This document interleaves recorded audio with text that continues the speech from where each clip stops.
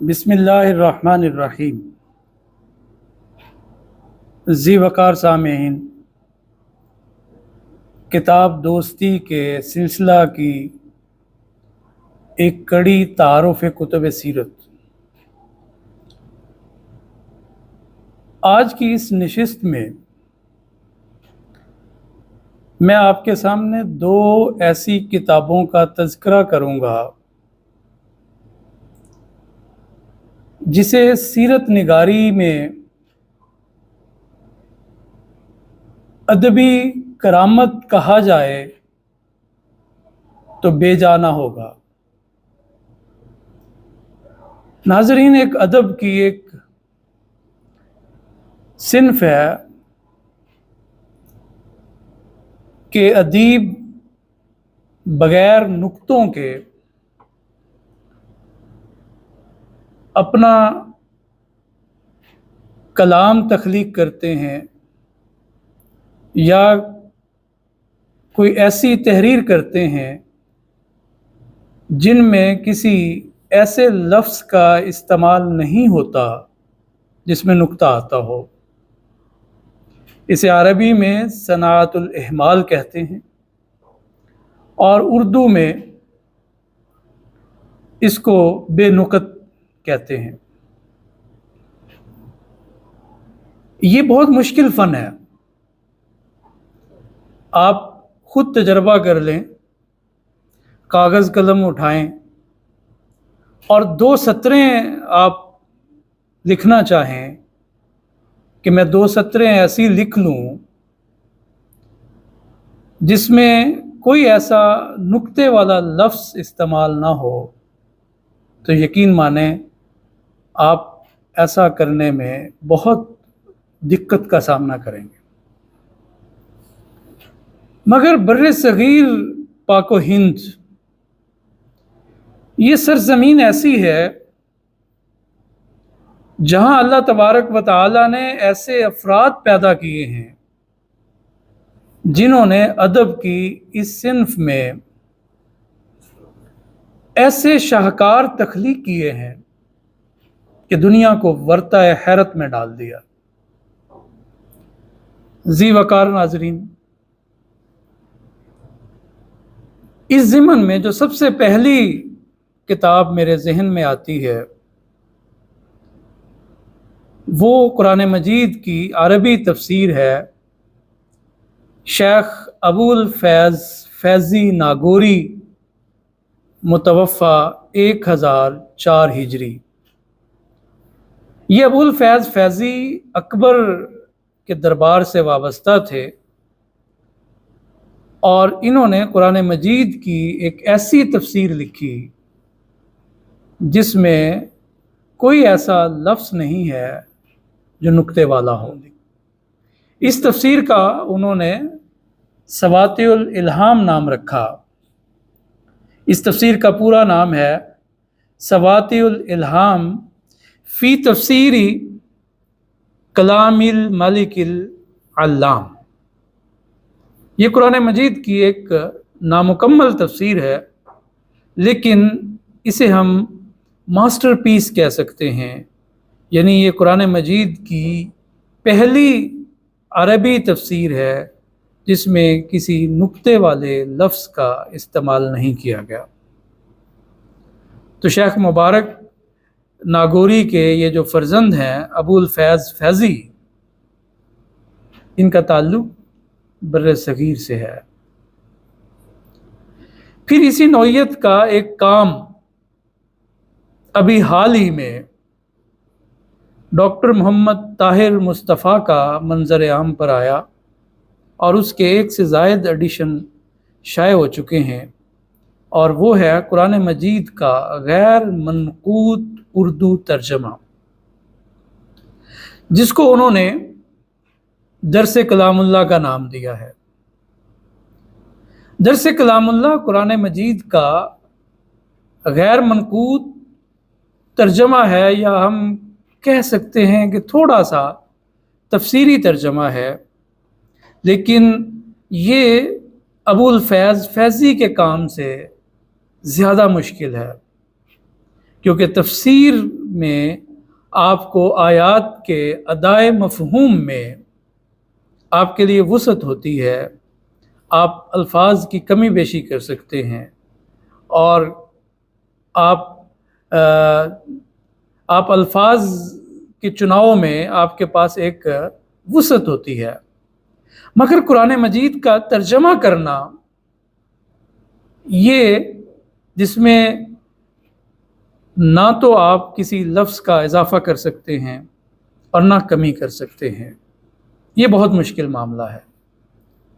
تو ڈاکٹر طاہر مصطفیٰ صاحب، جو university of management and technology Lahore کے شعبہ اسلامی فکر و تہذیب کے سربراہ ہیں، انہوں نے یہ شاندار کارنامہ سر انجام دیا۔ اسے بھی قرآن مجید کا پہلا مکمل غیر منقوط اردو ترجمے کا اعزاز حاصل ہے۔ ابھی یہ تو قرآنیات کی باتیں تھیں، یعنی ان دو کتب کا تعلق قرآنیات سے ہے، ایک قرآن مجید کی تفسیر ہے اور ایک قرآن مجید کا ترجمہ۔ ناظرین، یہاں بر صغیر کے لوگ سیرت کی خدمت کے حوالے سے بھی دنیا کے دیگر علاقوں میں بسنے والے مسلمانوں اور سیرت نگاروں سے پیچھے نہیں ہیں، بلکہ میں سمجھتا ہوں کہ بر صغیر میں جو سرمایہ سیرت کا وجود میں آیا، وہ اپنے کیفیت، کمیت، حجیت کے اعتبار سے بہت بڑا ہے۔ میرے الٹے ہاتھ پہ ایک کتاب رکھی ہے، ہادی عالم۔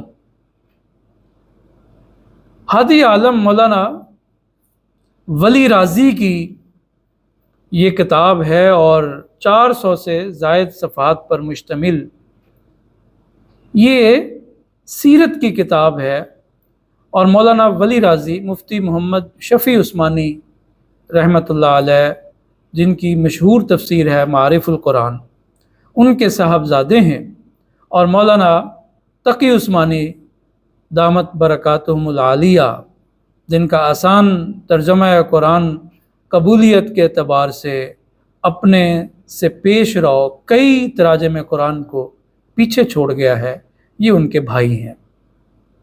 انہوں نے 1982 میں سیرت پاک کی یہ کتاب ہادی عالم لکھی، جو غیر منقوط ہے، 400 سے زائد صفحات پر مشتمل ہے، اور اس کتاب کو اردو ادب کی پہلی غیر منقوط سیرت کا اعزاز حاصل ہے۔ یہ بڑا شاندار کارنامہ ہے۔ اس کارنامے کو ہم ادبی کرامت کہیں تو بے جا نہیں ہوگا۔ 1983 میں وزارت مذہبی امور حکومت پاکستان نے اس کتاب کو ایوارڈ سے نوازا۔ میں سمجھتا ہوں کہ ایوارڈ سے کتاب کی قدر و قیمت میں وہ اضافہ نہیں ہوا جو اضافہ خود ایوارڈ کو ہوا ہے، کیونکہ اس کی نسبت اس کتاب سے جڑی ہے۔ مولانا ولی راضی کا تعلق کراچی سے۔ اب اس کتاب سے متاثر ہو کر ایک اور شخص ہے جن کا تعلق بھارت کی ریاست آسام سے ہے، مولانا ہدایت اللہ القاسمی۔ مولانا ہدایت اللہ قاسمی دارالعلوم دیوبند کے فارغ التحصیل ہیں، اور سواطع الالہام ابو الفیض فیضی سے بھی متاثر ہوئے، لیکن سب سے زیادہ وہ اس ولی راضی صاحب کی کتاب ہادی عالم سے متاثر ہوئے، اور انہوں نے ٹھانی کہ میں بھی رسول اللہ صلی اللہ علیہ وسلم کی سیرت طیبہ پر کتاب لکھوں، مگر ولی راضی صاحب کی طرح اردو میں نہیں بلکہ عربی میں لکھوں اور غیر منقوط لکھوں۔ ایک ایسا شخص جس کی زبان عربی نہ ہو اور اس کی مادری زبان عربی نہ ہو، وہ عربی میں کتاب لکھے اور سیرت پاک لکھے اور پھر ایسے حروف الفاظ کا استعمال کرے جس میں کوئی نقطہ نہ آتا ہو، یہ بہت مشکل کام ہے۔ اور اس پر انہوں نے صرف 2 ماہ کا وقت صرف کیا اور رسول الہدا کے نام سے کتاب تصنیف کی، جو 320 صفحات پر، یعنی کتاب کا جو غیر منقوط حصہ ہے وہ 320 صفحات پر ہے، اور یہ ایک سیرت کی مکمل عربی غیر منقوط کتاب ہے۔ ناظرین، یہ کتاب انہوں نے 2 ماہ کے قلیل عرصہ میں تخلیق کر کے عرب دنیا کو بھی ورطہ حیرت میں ڈال دیا۔ اس کتاب کو اب تک کی جو میری معلومات ہیں، یہ عربی میں پہلی غیر منقوط سیرت کی کتاب ہے۔ اس کتاب پر ابتدائی 16 صفحات میں مختلف اصحاب علم و فن اور ارباب دین و دانش نے تقاریض لکھی ہیں، حتیٰ کہ کنگ سعود بن عبدالعزیز یونیورسٹی الریاض کے ڈاکٹر خلیل عبد الرحمن المبارک نے بھی اس کی توصیف کی ہے۔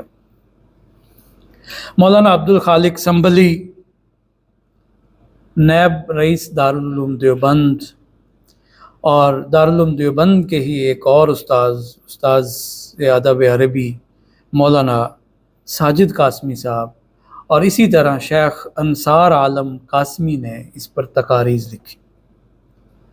یہ کتاب 2016 میں مکتبہ سعد دیوبند سے زیور طبع سے آراستہ ہو کر علمی ادبی دنیا میں داد سمیٹ رہی ہے۔ یہ کتاب آپ صلی اللہ علیہ وسلم کی پوری زندگی کا احاطہ کرتی ہے۔ مصنف نے ایسے الفاظ کا چناؤ کیا ہے جن میں کوئی نقطے والا لفظ نہیں ہے۔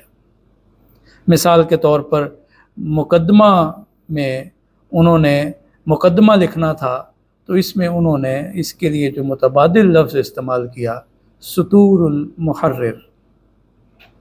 اسی طرح اپنے نام کے ساتھ، چونکہ ہدایت اللہ القاسمی اس میں نقطے والے الفاظ ہیں، تو اپنے نام کے لیے انہوں نے والد سعد اللہ۔ تو اس طرح انہوں نے کہیں بھی مقدمہ بھی غیر منقوط ہے، اور مقدمہ کے بعد کتاب کا آغاز ہوتا ہے، اور جیسے میں نے عرض کیا کہ یہ مکمل کتاب ہے سیرت کی، یعنی آپ صلی اللہ علیہ وسلم کی ولادت کے وقت کے حالات ہیں اس میں، آپ صلی اللہ علیہ وسلم کی ولادت سے پہلے کے حالات ہیں، آپ صلی اللہ علیہ وسلم کی ولادت پاک کا ذکر ہے، جناب عبد المطلب جناب ابو طالب کی پرورش کا ذکر ہے، اس میں آپ صلی اللہ علیہ وسلم کی والدہ کی وفات کا ذکر ہے، اور پھر بچپن کے ذکر کے بعد اس میں تعمیر کعبہ کا ذکر ہے، تنصیب حجر اسود کا ذکر ہے، اس میں معاہدہ حلف الفضول کا ذکر ہے، اس میں آپ صلی اللہ علیہ وسلم کی حضرت خدیجۃ الکبریٰ رضی اللہ تعالی عنہا سے شادی کا ذکر ہے، اس میں پھر جب آپ صلی اللہ علیہ وسلم کو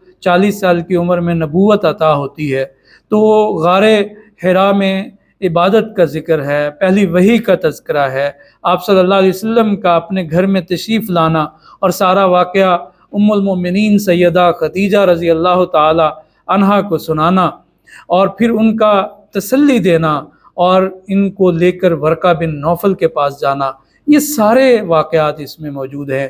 ہجرت حبشہ کا تذکرہ ہے، طائف کے سفر کا اس میں ذکر موجود ہے، پھر آپ صلی اللہ علیہ وسلم کی شیب ابی طالب میں معصوری کا ذکر ہے، اور غم کے سال کا ذکر ہے جس میں جناب ابو طالب اور حضرت خدیجہ رضی اللہ تعالی عنہا کی وفات ہوتی ہے، ہجرت طیبہ کا ذکر ہے، تمام غزوات کا ذکر ہے، حجۃ الوداع کا ذکر ہے۔ الغرض سیرت آپ صلی اللہ علیہ وسلم کی حیات طیبہ کا کوئی پہلو ایسا نہیں ہے جو جن کے ذکر سے انہوں نے پہلو تہی کی ہو اور ان کو کوئی ایسے الفاظ نہ ملے ہوں جو غیر منقوط ہوں۔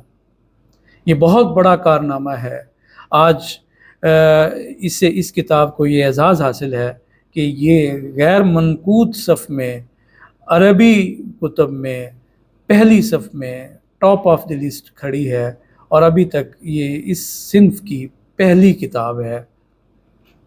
ناظرین، دعا ہے کہ اللہ تبارک و تعالی مصنف کے علم و عمل میں برکت عطا فرمائے۔ اللہ تبارک و تعالی ان کی اس کاوش کو امت مسلمہ کے لیے نفع بخش بنائے۔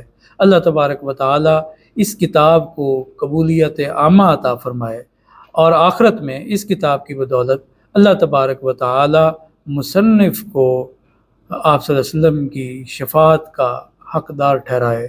سبحانک اللہم و بحمدک، اشہد ان لا الہ الا انت، استغفرک و اتوب الیک۔